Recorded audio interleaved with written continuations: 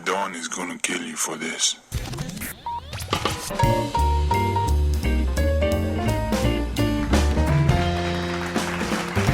here to entertain you. Sit back and let me swing. Hey, what's up, everybody? We are here with a special edition of a Bronxtales podcast. Today we're going to do Storytellers with Louis Venaria. He's going to pick 5 of his most favorite songs that he has recorded and sings and plays out. And you could get both of his albums on iTunes, and we'll give all that information. But I just want to say congratulations to the Rangers winning Game 7. That was huge. That was big. And I'm really happy about that. the story of how I met Louis Venaria is basically coincide with this podcast. I wrote a song for my sister's wedding. I sang it at my sister's wedding, and Louis is a friend of my brother-in-law's. That's how we met. Yeah, you came up to me like, wow, right. Did you actually write that song? And I was That's like, right. yes. And you were like, holy fuck, I'm a songwriter. Maybe we could write That's together. exactly what happened. And I was like, well, come over. I have a studio. How long ago was that? About 17, 18 years ago. Wow. Yeah. Wow. In 98? Yeah, so that was, almost 17 years. Yeah, 17 years. So you came over, Promised Land Studios, you and your dad. Yep. And I'll never forget, your dad looked in the studio and he said, God damn, this is a real rock and roll studio. Yeah. Louis, look, cigarette butts out on the mixing board. Yeah, there were burn He marks. was so happy I had cigarette burn marks on the mixing board. Yeah. Because he's like, I know you're serious about this shit. Yeah. You're fucking smoking in here. That is real right. This is a rock and roll studio, Lou. Because there was cigarette burn marks all on the the mixing console and empty beer so cans, funny. And empty pill bottles. When I saw you play the guitar with the cigarette in the strings, yeah, that was the coolest thing ever. You used to keep your cigarette burning in the strings, in the top so of the I could strings. smoke in between breaths. Mm-hmm. But so we've been writing songs for a long time. We have a lot of actually good songs. Our latest one is the Friends and Romans song. But forget that. I want to talk about your favorite songs. My favorite songs? My favorite songs I didn't write. No, I know that. But what are the favorite songs you did write and the stories behind them? Start off with Pelham Bay Blues. Pelham Bay Blues. Okay, Pelham Bay Blues. I wanted to write a song about growing up in the Bronx, growing up in my neighborhood. And again, I had a lot of half songs about it, but I never really... So I started writing that song. I've been stepped on and kicked out. I've lost fights, but I held out. And I never... And I'm while I'm writing all these words, I'm trying to get... How do I get the word Pelham Bay? Because that's the neighborhood I grew up in, Pelham Bay, in the Bronx. And I'm trying to get Pelham Bay in there. And I said, well, I'll get to the bridge, I'll write Pelham Bay somehow. It didn't come out. I get to the chorus, can't get Pelham Bay in there. So I sing the whole song. I write the whole song, and I never get Pelham Bay in there. So there's a song by Dylan, Bob Dylan, called Rainy Day Woman, number 1956 or something like Rainy Day Woman something. And it's the song, and it never says Rainy Day Woman or anything. It's they stone you when you're trying to be so good, and they stone you just like, and then everybody must get stoned. So he probably couldn't name it Everybody Must Get Stoned, because that would have been back in the 60s that you couldn't write that. So he just named it Rainy Day Woman. And I said, why can't I just name this song Pelham Bay Blues, even though I don't mention Pelham Bay in it?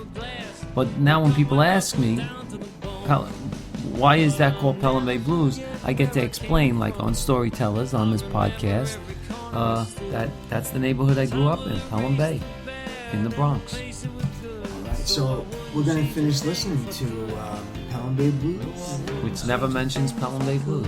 And it is a blues riff, so that's why it's called blues. Now I've always got family. They stand right beside me. They back me even when I'm ashamed. And they don't ask a favor after they save you, 'cause they know that I would do the same. When I can't spare a dime, deal me in every time, 'cause I can play any hand that I'm dealt. I'll never give you away, 'cause I've got nothing to say. My reputation can speak for itself. And I'll never forget where I came from. No, I'll remember every corner understood. The good old days weren't always good, but I wouldn't change a thing if I could. No, I wouldn't change a thing if I could.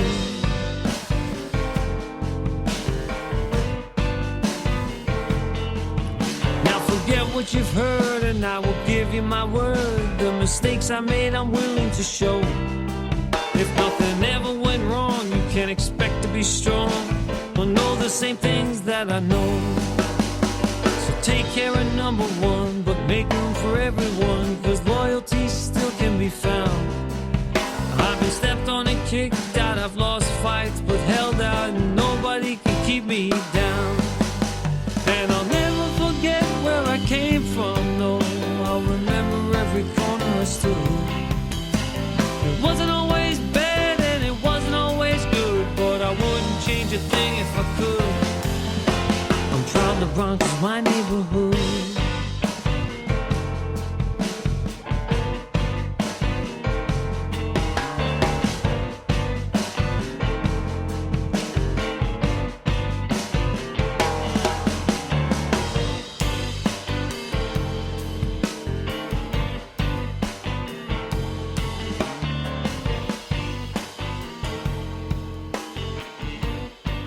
So, another one of my favorite songs, well, actually, one of my new favorite songs is "I'm Here to Entertain You." Yeah, it's actually the intro to Bronxtales by a Bronx Male podcast. Yes. I'll tell you, this is a good story.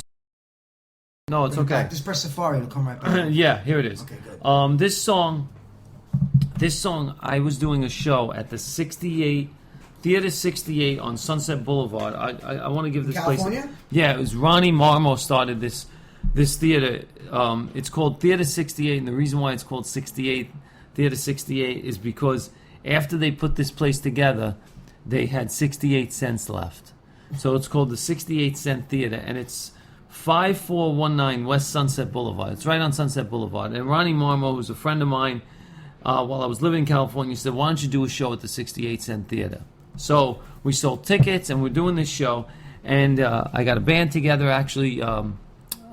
Brian Austin Green, his father, played drums for me because I was living with Brian Austin Green at the time. Really? And, yeah. Wow. Yeah. And his father played drums. Great drummer. Had a bass player. So anyway, I was working a set list out, and I needed an opener. I needed a great opener. And I didn't have an opener. I was thinking, songs like "Just in Time" would be a good opener, or I was thinking about opening with the Dean Martin song "Kicking the Head," but I wanted to talk about my writing, and I had songs that I was going to do that were original, so I said I should write an opener. Couldn't think of an opener, so now we go to rent a keyboard at a keyboard place at a rental. Where you rent instruments, you could rent a drum set, you could rent a keyboard, and we wanted to rent a keyboard and set up the stage. This way the keyboard player would just have to walk in and play keyboard. He didn't have to bring anything. We wanted to mic the stage and rent all the instruments. So we go to this instrument rental place, and there's all these keyboards set up. And I'm playing them to see which one sounds good, which one we should rent. And this is in LA. Okay. So I go on this keyboard and I'm just seeing how it sounds, and I hit the B flat, and I hit the F. I go to F, and I go to C, and all of a sudden I get this idea for "I'm Here to Entertain You" as an opener for the show. So now they're like, "You like that keyboard?" I'm like, "I don't care what keyboard. I gotta finish this song." And we're stuck in the store now because I'm writing on this one of these keyboards that are on these shelves, And I pretty much write the whole song in the store. But they're like, "Let's get out of here. We have to mic this stage." And I'm like, I got to stay here right now. I got something. And I wrote "I'm Here to Entertain You," and that's what I opened with at the 68 Cent Theater. And then there was a movie called The Dawn of 42nd Street, which was an animated movie, and they used that for the credits. Me as a cartoon character singing "I'm Here to Entertain You." Which might become the Bronxtales. Oh, it's funny. Yeah, we definitely show it. Yeah. So, and that's my opener. Still.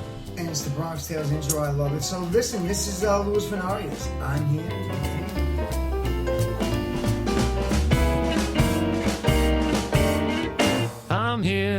entertain you.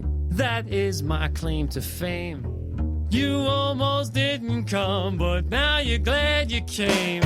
So thanks for showing, band keep blowing like a hurricane. I'm here to entertain. I'm here to entertain. Yeah, I freaking love this song. All right, Old Fashioned Guy is another great old song. I remember this song like a long time ago. Like, did you do this with Dominic once? No. This isn't the old fashioned. This isn't the bathroom song. With the No. I'm sorry. My bad. This is the song. But I remember that. This is a great. This was produced by Jack Douglas. And you wrote this like 15 years ago. Probably 15 years ago. I did a movie called This Thing of Ours. Okay. Danny Provenzano directed and was in it, and it was a great movie. It was about we steal 5 cents, 3 cents, 6 cents from everybody who uses a credit card on the computer over a 24-hour period, and it comes to millions and millions and millions of dollars. But we only steal a couple of cents. Right. This way nobody notices it. But it's from everybody who uses a credit card. And I play this computer genius geek, which is funny because at the time I still don't even know how to turn on a computer. So thanks to you, I have a podcast because I wouldn't even know how to do it. But anyway, I played a computer genius geek, and all I kept saying is like I told you before in the last podcast we did. All I wanted to do was get involved in the music of the song, especially in the music of the movie, especially because Jack Douglas, who did 11 Aerosmith albums and worked with John Lennon, and Watching the Wheels and all that stuff. So he was doing the music for the movie, and I said, Danny, I kept telling the director, Danny, you got to introduce me to Jack. I want to write a song for the movie. So he said, yeah, let's concentrate on shooting this film right now. You know, I hired you as an actor, not a singer. And I'm like, yeah, but that's what I am. I'm a singer-songwriter. So anyway, the movie wraps, and I get a call from Jack, actually Jack's assistant. And they said, Jack Douglas would like to see you tomorrow at the house. And he lives in Rockland County, so it was an easy... I went over the Tappan Zee Bridge to meet Jack. And he's got this scene where guys are playing cards in a club, like an Italian club. And in the background is a song playing called The Tender Trap, which is a Sinatra song written by Sammy Cahn and Jimmy Van Heusen. And he says, do you know that song? And I said, yeah, I know the song. He says, well, I thought he was going to ask me to sing The Tender Trap, which I would have sung it, but that's not what I wanted to do. Right. I wanted to write something. So he goes, well, I like the way The Tender Trap sounds in this scene. I said, yeah, it sounds great. Every Sammy Cahn song sounds good in a social club, in an Italian social club. So he goes, well, we don't want to pay for Tender Trap, so you think you could write something along the same lines? And I said, yeah. So I go home, and I'm looking through my book if I had anything already written, and I wrote this. I had the Old Fashioned Guy, which was an idea. So the next day, he says you got to write it quick. You know, I'll give you a couple of days. So the next day I called him. I said I got something. I went back up to his house and I played Old Fashioned Guy on his white piano in his living room. 3 days later, we go to Kaufman Studios in Queens. I walk in and there's a full band with Old Fashioned Guy. Lawrence Manchester wrote up the chart, and it's a full band at Kaufman Studios, horns, everything. Lawrence Manchester, who does all the music for Jimmy Fallon now, wrote this chart up, and I go into this little booth to sing it, to do a scratch vocal, and the band kicks into this Old Fashioned Guy, which I can't believe I played it with 3 fingers on Jack Douglas's piano, and 3 days later it was in Kaufman Studios, played by a big band, and Jack mixed it, and Lawrence Manchester mixed it, and it's just great. It's great. It's the best, I think, personally, even though it has that Sinatra-esque kind of feel to it, which I don't necessarily write all the time, but it was for that scene. So it's the best. It's a great production.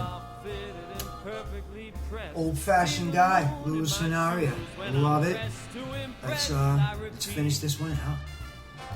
Old fashions can't be beat.